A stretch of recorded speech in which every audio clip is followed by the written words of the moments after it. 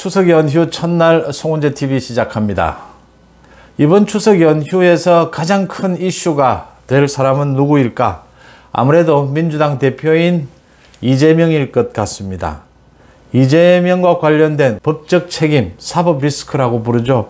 이 법적 책임은 어떻게 될까? 이렇게 많은 비리 혐의가 있는 이재명을 왜 민주당은 당대표로 선출을 했고, 앞으로 민주당은 어떻게 되어갈까? 이재명의 정치 생명, 이재명의 정치적 진로는 어떻게 될까? 이런 부분들에 대한 이야기가 줄을 이룰 것으로 보입니다.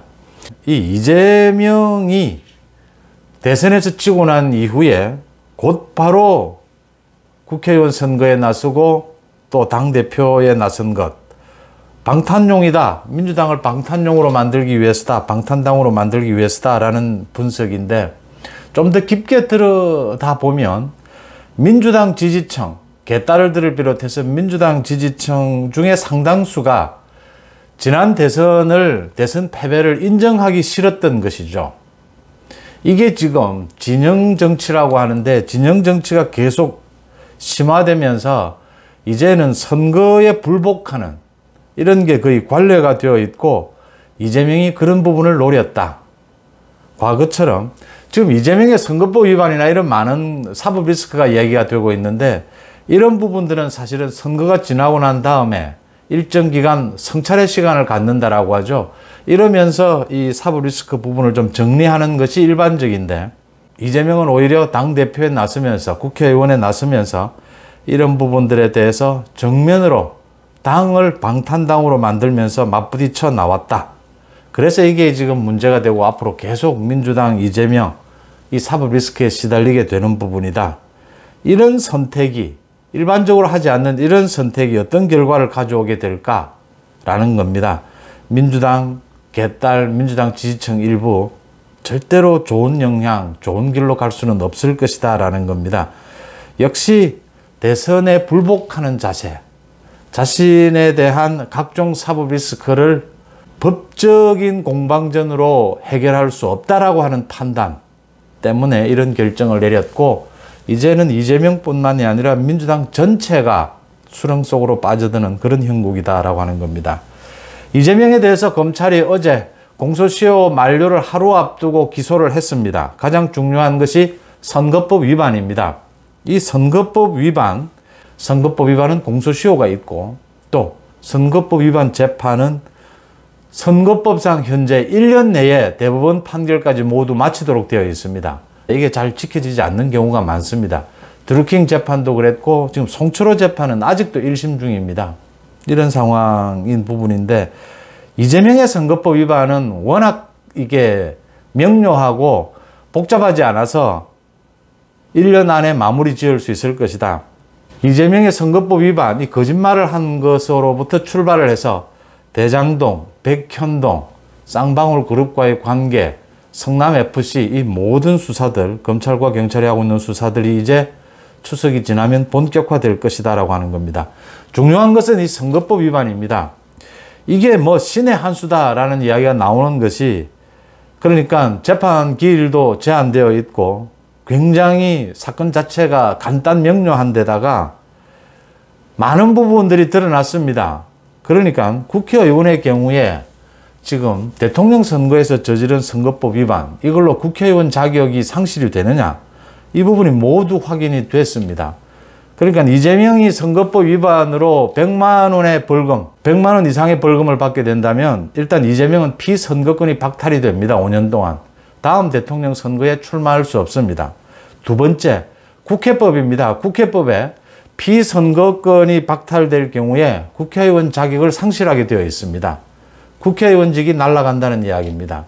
그 다음 세 번째, 정부에서 보전한 대통령 선거 비용 434억 원을 민주당이 토해내야 합니다.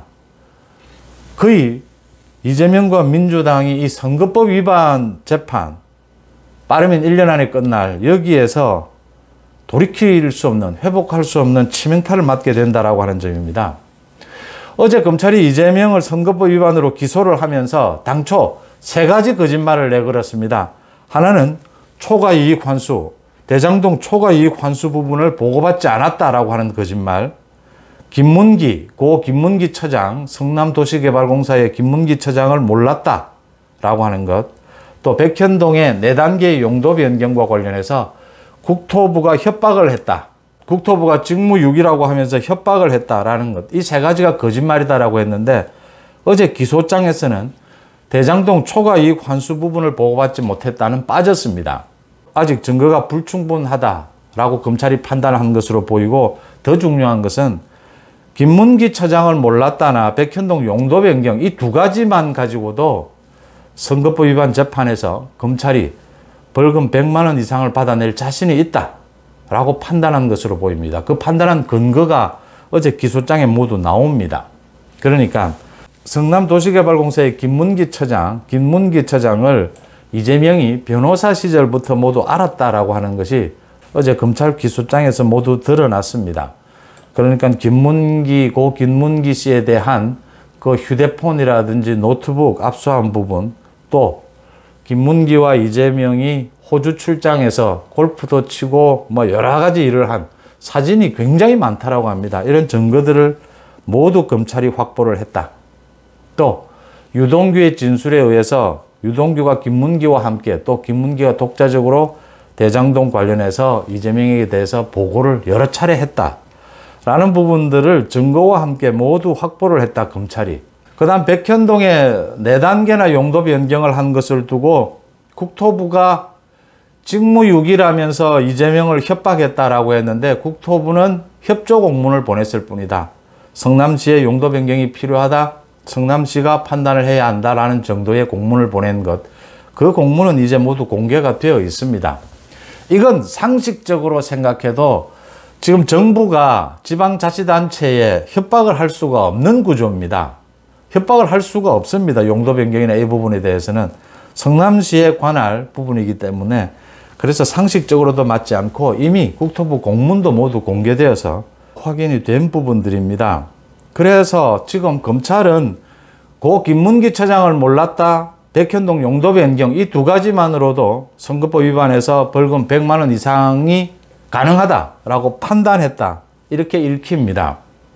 이게 지금 지난 대선 때 이재명이 언론 인터뷰나 국정감사장에서 했던 이야기인데, 당시에 국정감사에 이재명이 경기도지사로 나오겠다라고 했을 때 민주당 내에서도 많은 우려들이 있었습니다. 당시에는 민주당 후보로, 대선 후보로 뽑혀 있는 상황이었습니다.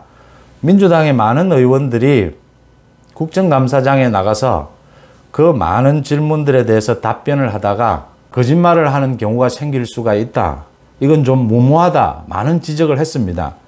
그런데 이재명이 국정감사장에 나와서 뭐 거침없이 얘기하고 흐흐하고 뭐 이상한 웃음을 웃기도 하고, 그 당시에 많이 화제가 됐지 않습니까? 이재명이 결국 많은 민주당 의원들이 걱정한 듯이 자기 스스로 무덤을 팠다라고 하는 부분들입니다. 이재명의 선거법 위반, 이걸 시작으로 이제 검찰과 경찰의 대장동, 백현동, 지금 위례 신도시도 들여다보고 있습니다. 성남FC, 쌍방울그룹의 변호사비 대납 의혹, 10가지가 넘는 이런 비리 혐의에 대한 수사가 본격화될 것으로 보입니다. 그런 부분들에 대한 수사, 재판은 굉장히 많은 시간이 걸리겠지만 선거법 위반에 관련해서는 굉장히 명료한 것이고 모두 공개되어 있는 것이고, 이제 중요한 것은 김문기를 몰랐다, 백현동 용도 변경에 억압이 있었다, 국토부에. 이건 자료로 충분히 확인이 될 수 있는 부분입니다. 가장 이제 핵심적인 것은 이재명이 언론 인터뷰나 국정감사장에서 이런 말을 한 것에 거짓말을 할 고의성이 있었느냐. 또 뭐 지난번 2018년에 이재명이 경기도지사 출마할 때 자기 형을 강제 입원시킨 부분, 그 부분에 대해서 답변한 것을 두고 대법원에 와서 판결이 뒤집어졌습니다. 1심, 2심은 유죄였는데 대법원에서 판결이 뒤집어지면서 적극적으로 거짓말을 할 의사는 없었다, 뭐 이런 부분들이 있었습니다. 굉장히 이례적인 판결이었죠. 그런 것을 참고한다면 이재명이 백현동, 김문기에 대해서 이야기한 것이 적극적으로 고의성을 갖고 거짓말을 할 의도가 있었느냐라는 부분, 이 부분이 아마 공방이 될 것으로 보입니다. 그런데 이 부분은 국정감사 답변을 들었던 많은 국민들, 또 김문기에 대한 인터뷰 자료가 그대로 있습니다. 정면으로 부인을 하고 오히려 국토부를 공격합니다. 오히려 고 김문기 처장을 이상한 사람으로 만들 정도입니다. 이게 적극적이고 고의적이지 않다면, 거짓말이 아니라면, 저는 언제나 말씀을 드립니다만, 거짓말에 적극적 거짓말이 있고 소극적 거짓말이 있는지 잘 모르겠습니다만, 어쨌든 이게 공방전이 될 것인데 이 부분은 너무나 명료하다라고 하는 것이고, 이제 중요한 것은 재판을 법의 규정대로 1년 안에 끝마칠 수 있느냐입니다. 이재명 측은 아마 재판을 가능한 한 질질 끌어보겠다라는 식일 텐데, 이게 간단한 문제여가지고 재판이 1년 안에 충분히 끝낼 수 있다라고 하는 것입니다. 재판 기일이 얼마가 될 것이냐라는 부분이 이재명과 민주당 관련 굉장히 중요한 변수가 될 것이다, 이렇게 보입니다. 이런 이재명의 무리수, 이런 이재명의 좀 비상식적인 정치 행보, 이 부분이 이제 이야기가 될 수밖에는 없습니다.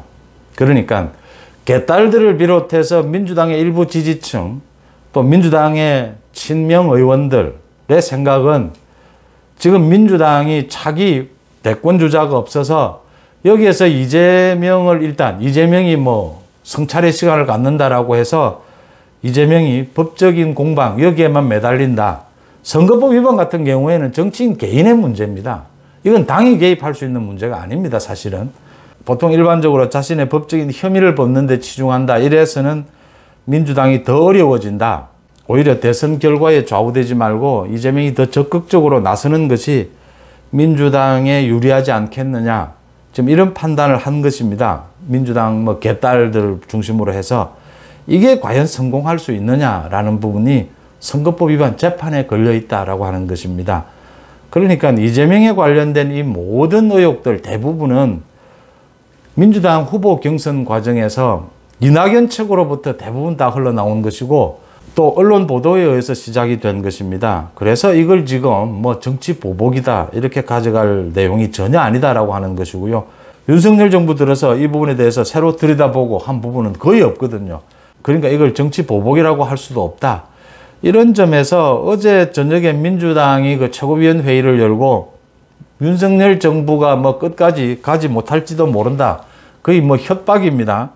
이렇게 발작적인 이런 정세를 보이는 것은 법적으로도 굉장히 이재명이 위험하다라는 것을 어제 검찰의 기소장에 의해서도 드러났고, 정치적으로도 지금 이걸 정치 보복이다 이렇게 가져가기가 굉장히 어렵다라고 하는 부분이 민주당 스스로의 판단인 겁니다.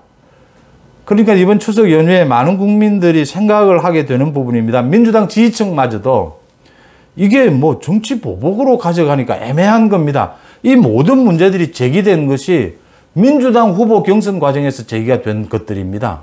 그 다음 윤석열 대통령이 선거에서 승리해서 대통령이 된 윤석열 정부가 대선 후보 경쟁을 했던 이재명에 대해서 굳이 이재명에 대해서 탄압을 할 이유가 없지 않습니까?